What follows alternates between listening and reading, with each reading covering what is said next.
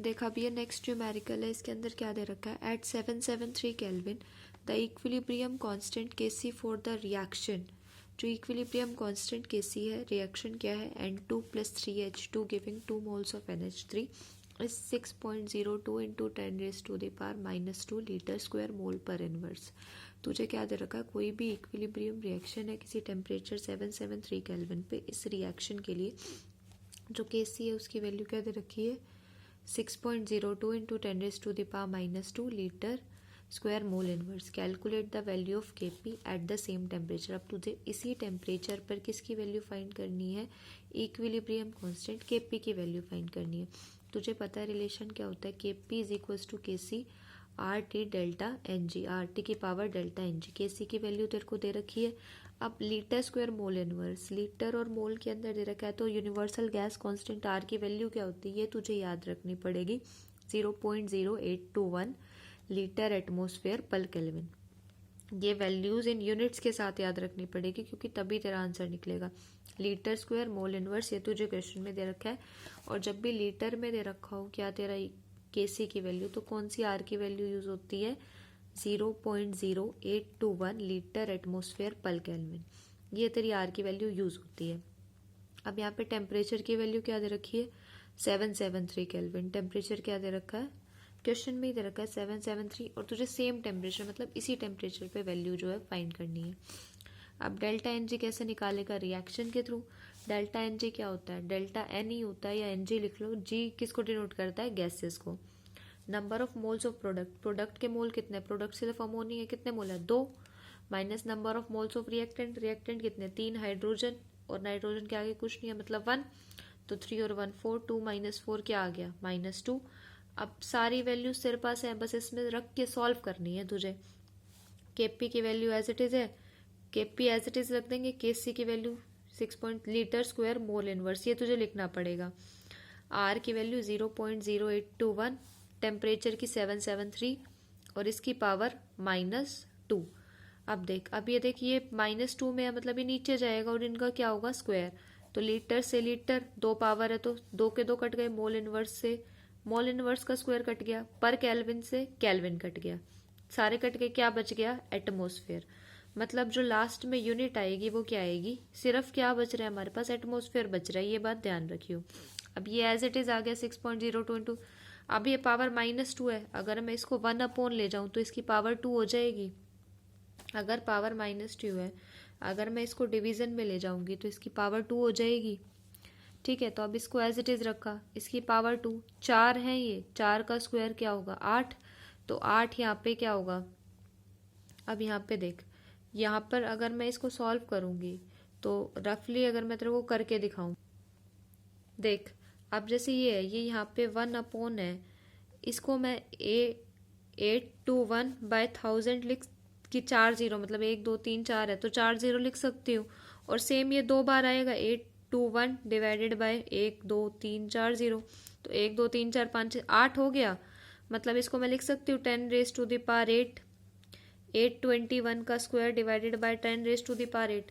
अगर मैं इसको ऊपर लेके जाऊंगी, रिवर्स कर सकती हूँ ना इसका, मतलब 10⁻8 अपॉन 821 का स्क्वायर। अगर मैं इसको ऊपर लेके जाऊंगी तो अगले स्टेप में मैंने यही किया, इसको डायरेक्ट ऊपर ले गई और 821 का स्क्वायर कर दिया, वो क्या है 674,041।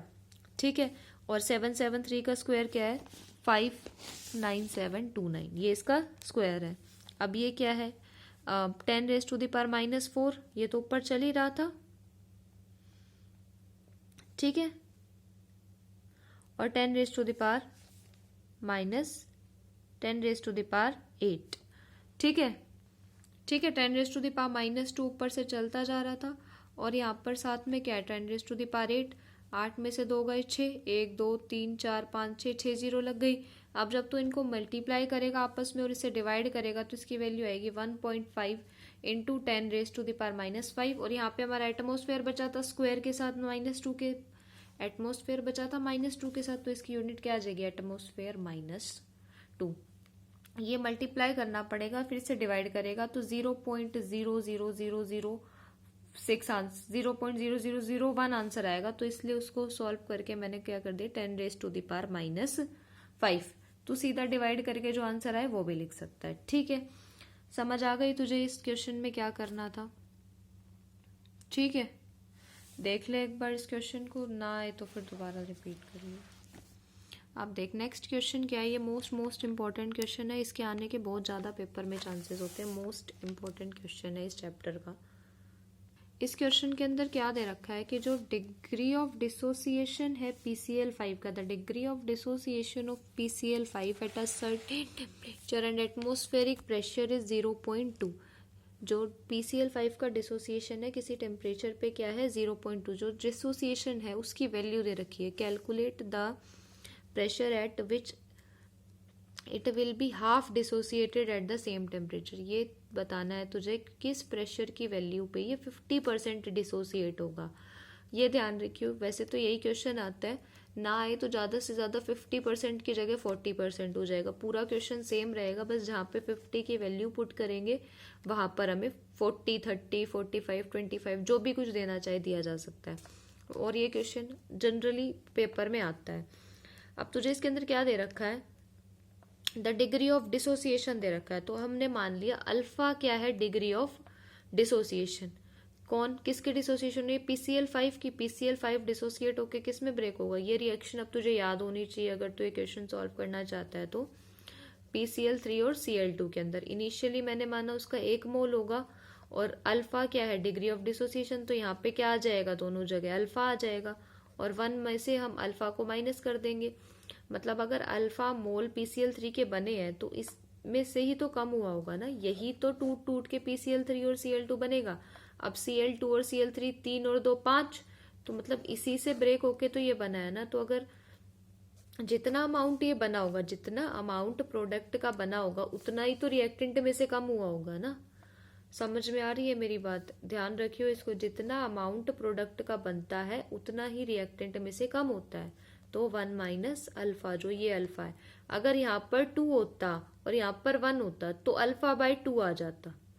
वो डिपेंड करता है रिएक्शन से रिएक्शन पे। ठीक है, अगर सबके आगे 1 1 है तो एज इट इज आ जाएगा, किसी के आगे 2 है किसी के आगे 1 है तो वो डिवाइड में चला जाएगा। ठीक है, इस केस के अंदर जब तू ऐसे क्वेश्चन को सॉल्व करता है तो तुझे टोटल मोल्स निकालने पड़ते हैं, total moles at equilibrium. Initially हमने 1 मोल माना था तो इन दोनों की कंसेंट्रेशन 0 होगी। हमेशा इनिशियली रिएक्टेंट प्रेजेंट होते हैं और कंसेंट्रेशन ऑफ प्रोडक्ट क्या होती है, 0 होती है। At equilibrium 1 minus alpha, alpha और alpha, total moles at equilibrium क्या होंगे, 1 माइनस अल्फा, ये सबको ऐड कर दे जो इक्विलिब्रियम पे दे रखे हैं ना, 1 minus alpha plus alpha plus alpha, तो क्या बच जाएगा 1 प्लस अल्फा। अब तो यहाँ पे कंसीडर कर लेगा टोटल प्रेशर एट इक्विलिब्रियम क्या है, P। Total pressure at equilibrium क्या कंसीडर कर लेगा, P। तो जो प्रेशर होगा PCl3 का, जो ये PCl3 है इसका प्रेशर होगा वो क्या होगा, अल्फा, जो प्रेशर एट इक्विलिब्रियम है, upon total pressure. Partial pressure at of PCl3 कैसे निकालेगा, अल्फा जो ये है upon this total pressure, total moles at equilibrium upon total moles at equilibrium multiply by the pressure. सभी का ऐसे निकलेगा। Cl2 के केस में भी यही होगा, alpha upon 1 plus alpha into P। और PCl5 के केस में जो हमारा तीसरा है PCl5, उसके केस में क्या होगा, हमारे मोल्स क्या है 1 माइनस अल्फा, तो 1 minus alpha upon total moles क्या है 1 प्लस अल्फा इंटू P। ठीक है, 1 minus alpha upon 1 plus alpha into P। अब Kp इस रिएक्शन के लिए, इस रिएक्शन के लिए Kp लिखना कोई मुश्किल है, इसके मोल्स मल्टीप्लाई बाय इसके मोल डिवाइड बाय PCl5 के मोल, PCl3 के मोल मल्टीप्लाई PCl2 के मोल।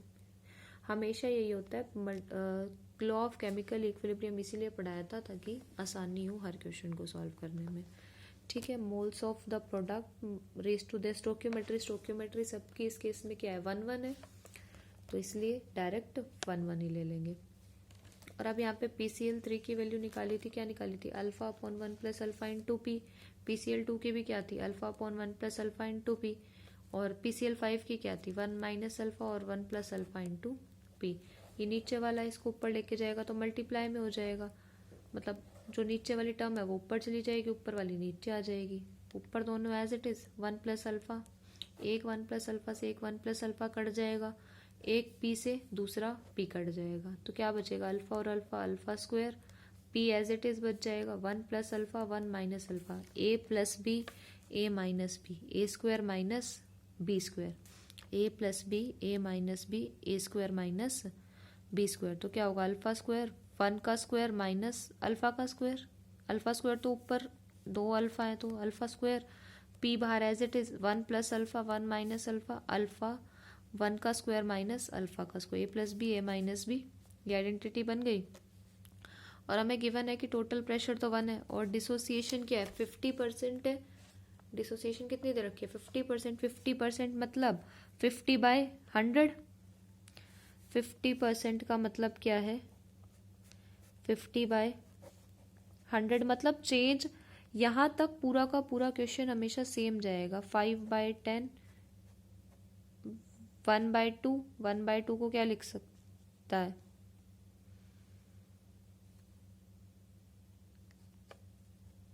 0.5 लिख सकता है ना, 1/2 को 0.5 यहाँ तक, ठीक है।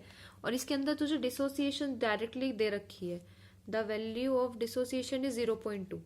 अब मैं क्या कह रही थी, यहाँ तक क्वेश्चन हर में पूरा का पूरा कोई भी वैल्यू आए, कोई भी डिजिट आए, यहाँ तक क्वेश्चन पूरा का पूरा सेम रहेगा, पी की वैल्यू भी सेम रहेगी, बस अल्फा चेंज होगा। यहाँ पे जैसे अल्फा दे रखा है 0.2, यहाँ पे 0.3, 0.1 कुछ भी दिया हो सकता है। तो बस क्वेश्चन में तुझे ये बात ध्यान रखनी है कि 0.1 दे रखा है, 2 दे रखा है, क्या दे रखा है। वैसे तो जनरली 2 ही देते हैं, यही क्वेश्चन आता है, तो ध्यान रखियो 0.2 है तो अभी अल्फा की जगह क्या रख देगा 0.2 का स्क्वायर, 1 का स्क्वायर तो 1 ही होगा, माइनस 0.2 का स्क्वायर, पी की वैल्यू क्या दे रखी है 1 है, तो पी की वैल्यू टोटल प्रेशर हमेशा 1 होता है, ये ध्यान रखियो, टोटल प्रेशर हमेशा 1 होगा। तो 0.2 का स्क्वायर 1 माइनस 0.2 का स्क्वायर, समझ आ गई अब यहाँ तक क्या किया। अब आगे देखो 0.2 का स्क्वायर क्या होगा 0.04, 1 माइनस 0.04, 0.04 एज इट इज, 1 में से 0.04 को माइनस करेगा तो क्या आएगा 0.96, ये ध्यान रखियो जब माइनस करेगा। 2 पॉइंट से 2 पॉइंट कट गए तो क्या आएगा, मतलब 2 पॉइंट से 2 पॉइंट काट दे, चाहे इसको 100 में लेके कर दे, इसको लिख देगा 4/100, इसको लिखेगा 96/100, ऊपर लेके जाएगा तो रिवर्स हो जाएगा 200 से 4/96। अगर तू 4 को 96 से डिवाइड करेगा तो आएगा 0.0417, ठीक है। ये तो तब था जब तुझे डिसोसिएशन दे रखी है कितनी 0.2। अब तुझे तब बताना है जब तेरी डिसोसिएशन कितनी है 50%, तो उस केस में अल्फा की वैल्यू क्या होगी 0.5 होगी। और टोटल प्रेशर को तूने मान लिया P डैश है, टोटल प्रेशर को तूने क्या मान लिया P डैश है। ये सारी तेरी क्या निकल रही है, ये पूरी तेरी KP की वैल्यू निकलती जा रही है, ये बात ध्यान रखियो कि तूने ये KP की वैल्यू निकाली है। अब यहाँ पे KP की वैल्यू वही सेम फॉर्मूला से alpha square 1 minus alpha square और P डैश, ये जो सेम यहाँ पे निकाला था तूने ये फॉर्मूला एज इट इज दोबारा लिख दिया मैंने। KP की वैल्यू जो तूने यहाँ निकाली वो लिख दे। अल्फा 50% डिसोसिएशन है तो मैंने अभी अभी यहाँ पे बताया था 50% है तो क्या होगा 50/100, 5/10, 1/2 और 0.5, तो ये 0.5 आ जाएगा। तो अल्फा की जगह 0.5 का square 1 minus 0.5, P dash as it is. P dash इसके अंदर तुझे क्या निकालना था, प्रेशर की वैल्यू निकालनी है कि जिस प्रेशर की वैल्यू पे 50% डिसोसिएशन हो रहा है, क्या निकालना है, जिस प्रेशर की वैल्यू पे तेरा 50% डिसोसिएशन हो रहा है तुझे वो निकालना है, ठीक है। तो अब ये 0.5 ये क्या होगा 0.25, 1 माइनस 0.25, 0.25, 0.75 आ जाएगा इसको माइनस करने के बाद। तो P डैश और 0.041 इसको जब तू डिवाइड करेगा तो 2 पॉइंट से 2 पॉइंट कट गए, 75 3 जा, इसको 3 से मल्टीप्लाई कर दे तो क्या आएगा 0.125। अब इस 25 को 75 से काटेगा तो क्या आएगा 3, 0.417, यहाँ पे डिवाइड में है 3, इधर जाएगा तो मल्टीप्लाई में हो जाएगा, मल्टीप्लाई करेगा तो क्या आएगा 0.0417 को अगर तू 3 से मल्टीप्लाई करेगा तो 0.125 एटमॉस्फेयर आ जाएगा, ठीक है। अब इस क्वेश्चन में सिर्फ 2 जगह चेंज हो सकता है, एक तो यहाँ पर जो अल्फा की वैल्यू है जो तेरे को इनिशियली क्या दे रखी है 0.2 दे रखी है वो चेंज हो सकती है, या फिर डिसोसिएशन 50% की जगह 40% मान सकते हैं, या इसकी जगह 0.2 की जगह 0.1 और समथिंग एल्स दिया जा सकता है। तो 50% डिसोसिएशन कैसे निकालना है मैंने तेको बता दिया। 50 की जगह अगर या 40 हो तो 40/100 कर देगा, 4/10 हो जाएगा, तो इसको डिवाइड करके जो तेरा 0.4 आ जाएगी वैल्यू, तो इस तरीके से बस चेंज होगा। और यहाँ पे अगर 0.2 की जगह 0.3 है तो यहाँ पे 0.3 का स्क्वायर 1 माइनस 0.3 का स्क्वायर। मतलब अगर आए भी जिस सही कोई थोड़ी बहुत डिजिट चेंज तो इसको इजीली सॉल्व कर पाएगा। ठीक है, 0.03 है तो 0.09, 1 माइनस 0.09 तो इसको सॉल्व कर देगा। ज़्यादा से ज़्यादा डिसोसिएशन की वैल्यू चेंज होगी तो यहाँ पे थोड़ा सा चेंज होगा। बेसिक फॉर्मूला यही रहेगा, केपी की वैल्यू जो यहाँ से निकलेगी वही रखनी होगी, फॉर्मूला यही निकलेगा कोई भी केस हो डिसोसिएशन का। और ऐसा एक क्वेश्चन जरूर आता है, इसीलिए ज़्यादा इंपॉर्टेंस दे रही हूँ। ठीक है, इस क्वेश्चन को अच्छे से देख लियो, एक बार नहीं तो 2 बार 3 बार, जैसे तेरी मर्जी है। ठीक है, अब आगे देख, अगला क्वेश्चन क्या दे रखा है। अगला क्वेश्चन ये दे रखा है कि जो केसी की वैल्यू है, the value of KC at KC is this 4.24 दे रखी है। एट किस पे टेम्परेचर क्या दे रखा है, 800 केल्विन दे रखा है। For the reaction CO plus H2O giving CO2 and H2, reaction तुझे दे रखी है, तुझे कैलकुलेट करना है क्या, equilibrium concentration of CO2 H2, मतलब इसकी CO की और H2, मतलब चारों की इक्विलिब्रियम कंसंट्रेशन तुझे निकालनी है एट 800 केल्विन। तुझे केसी की वैल्यू दे रखी है 800 केल्विन पे किसी रिएक्शन के, इस रिएक्शन के लिए, और तुझे इक्विलिब्रियम कंसंट्रेशन निकालनी है CO2 की, और इन चारों की इक्विलिब्रियम कंसंट्रेशन तुझे निकालनी है if CO and H2O are present initially, मतलब CO और H2O की इनिशियल कंसंट्रेशन तेरे को दे दी है क्या, 0.10 मोलर। यहाँ पे मैंने क्या लिख दिया, केसी की वैल्यू लिख दी 4.24, टेम्परेचर लिख दिया 800 केल्विन, CO और H2O की जो कंसंट्रेशन दे रखी है, इनिशियल कंसंट्रेशन दे रखी है, प्रेजेंट इनिशियल, ये ध्यान रखियो, ये इनिशियल कंसंट्रेशन तेरे को दे रखी है और इक्विलिब्रियम तेरे से पूछ रखी है। ठीक है, हर एक क्वेश्चन के अंदर ऑलमोस्ट सेम सा तरीका होगा। केसी की वैल्यू, अब इस रिएक्शन के लिए तू जल्दी से अपने मन में सोच ले केसी क्या निकलेगा, क्योंकि केसी यूज होना है। जब भी इक्विलिब्रियम का कोई क्वेश्चन सॉल्व करे तो जो रिएक्शन दे रखी होती है ना, सबसे पहले उसको क्वेश्चन पेपर से आंसर शीट पे लिख लेते हैं। तो ये रिएक्शन हमने लिख ली यहाँ पे। ठीक है, CO गैस है प्लस H2O गैस है, ये CO2 के अंदर कन्वर्ट हो रही है और H2 गैस के अंदर कन्वर्ट हो रही है। ठीक है, इनिशियली क्या है हमारे मोल 0.1 मोलर, 0.1 मोलर दोनों के दे रखे हैं। प्रोडक्ट मैंने अभी पिछले क्वेश्चन में ही बताया था, जब हम इनिशियल कंडीशन की बात करते हैं तो इनिशियली सिर्फ रिएक्टेंट्स प्रेजेंट होते हैं, प्रोडक्ट नहीं प्रेजेंट होते, प्रोडक्ट का कोई भी अमाउंट प्रेजेंट नहीं होता। ठीक है, तो अब मैंने सपोज किया कुछ टाइम टी के बाद जब इक्विलिब्रियम अटेन हो गया तो एक्स अमाउंट इसका फॉर्म हो गया और एक्स इसका फॉर्म होगा, और सबकी स्टोकियोमेट्री 1 1 1 1 है, तो एक्स इन दोनों में से इक्विलिब्रियम कंडीशन पे क्या होगा, जो इनिशियल है उसमें से एक्स माइनस हो जाएगा। मैंने यही पिछले क्वेश्चन में बताया था कि इक्विलिब्रियम कंसंट्रेशन पे जो प्रोडक्ट बनता है, जितना अमाउंट प्रोडक्ट बनता है वो रिएक्टेंट में से ही तो बनेगा, तो इसीलिए हम इक्विलिब्रियम कंसंट्रेशन पे तो जो अमाउंट हमने प्रोडक्ट का फॉर्मेशन दिखाया होता है वो हम माइनस करके दिखाते हैं रिएक्टेंट में से। अब केसी की वैल्यू क्या होगी इसके लिए, CO2 की कंसंट्रेशन इंटू H2 की कंसंट्रेशन, दोनों प्रोडक्ट है, प्रोडक्ट की कंसंट्रेशन डिवाइडेड बाय रिएक्टेंट की कंसंट्रेशन, जो कि क्या है CO और H2 दोनों की कंसंट्रेशन। अब केसी की वैल्यू हमें क्वेश्चन में दे रखी थी, दैट इज व्हाट 4.24। 4.24 क्या हो गई हमारी केसी की वैल्यू हो गई, और जो हमारे प्रोडक्ट्स हैं उनके क्या है एक्स और एक्स हो गया इनकी कंसंट्रेशन, और CO और H2 के 0.1 माइनस एक्स और 0.1 माइनस एक्स। तो अब ये 0.1 माइनस एक्स 0.1 माइनस एक्स दोनों का स्क्वायर ले लो, दोनों सेम है तो क्या हो जाएगा 0.1 माइनस एक्स का होल स्क्वायर, एक्स स्क्वायर और होल स्क्वायर। अगर मैं इस दोनों का अंडर रूट ले लूँ तो ये स्क्वायर भी कट जाएगा, ये भी कट जाएगा, और तुझे ये तो आइडिया है कि 4 तो 2 का स्क्वायर होता है। अब 2 का स्क्वायर होता है 4, तो फिर 2 पॉइंट समथिंग का स्क्वायर तो होगा ही 4.24, तो इसलिए हम डायरेक्टली कर लेंगे। नेक्स्ट स्टेप में स्क्वायर रूट ले लिया हमने, taking square root on the both side, under root 4.24 under root X square 0.1 minus X, इस एक्स स्क्वायर से कट जाएगा। ठीक है, तो 2.06 ये हमने अप्रोक्सीमेट मान लिया 06, कोई ज़रूरत नहीं है, कोई दिक्कत नहीं है, तो 0.5 मान ले 4 मान ले, कोई ज़्यादा फर्क नहीं आएगा। अब इससे क्या हुआ, स्क्वायरिंग स्क्वायर रूट लेने से हमारे स्क्वायर कट गए, एक्स बच गया और 0.1 माइनस एक्स बच गया।